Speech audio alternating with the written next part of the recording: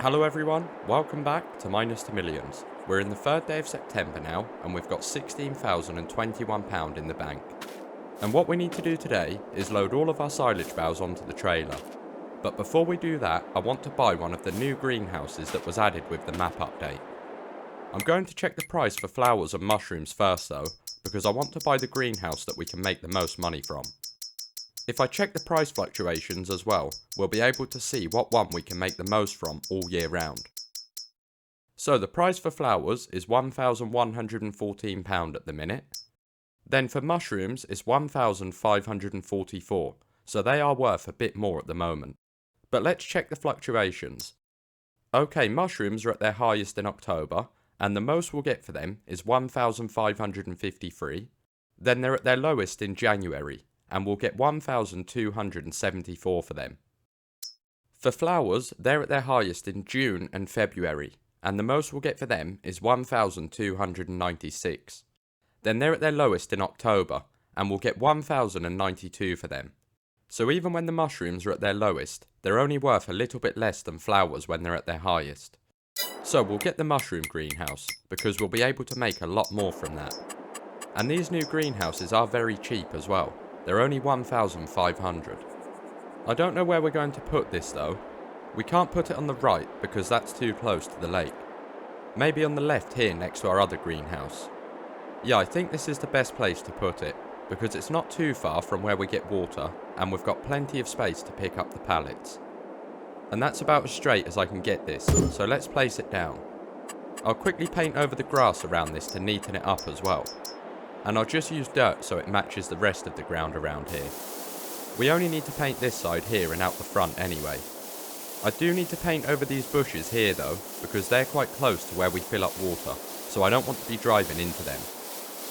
Okay, that looks much better. And I'll just angle this off here so it looks a bit more natural. Okay, that's fine.